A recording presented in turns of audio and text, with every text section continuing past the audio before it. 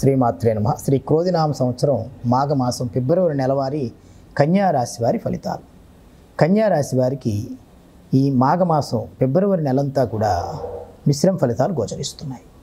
వీరికి అనుకోని సమస్యలు వచ్చి కొన్ని మనం ఇవి మర్చిపోదాం అనుకునేటువంటి అంతర్గత కుటుంబ సమస్యలు కూడా బయటపడి కొంచెం మానసికంగా లోపాభూయిష్టం ఏర్పడడం చేత కొన్ని ఇబ్బందులు ఎదుర్కొనే సమయం ఈ నెలమాసం గోచరిస్తుంది.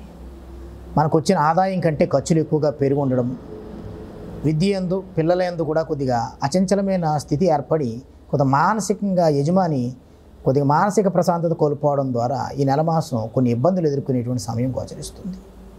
మన ఆదాయానికి మించిన ఖర్చులు ఉండడం చేత ఈ నెలమాసం బడ్జెట్ వేసుకుని తగినటువంటి ఆదాయానికి తగినన్ని ఖర్చులు మాత్రమే చేసుకుని మెరుగైన ఫలితాలు పొందాలని కోరి ప్రార్థిస్తున్నాం.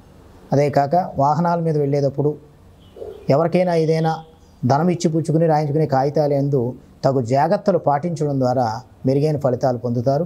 లేని పక్షంలో ఆర్థిక లావాదేవీలు యందు అవమానం పడి ఆర్థిక మోసం జరిగేటువంటి అవకాశం కన్యారాశి వారికి ఈ నెలమాసం గోచరిస్తుంది. ఆరోగ్యం పట్ల స్త్రీ పురుషులిద్దరూ కూడా చాలా జాగ్రత్తగా ఉండాలి. రాజకీయ నాయకులకి అనుకున్న పదవి ఈ నెలమాసం రాకుండా 2-3 నెలలకు వాయిదాలు పడేటువంటి అవకాశం కూడా ఉంది.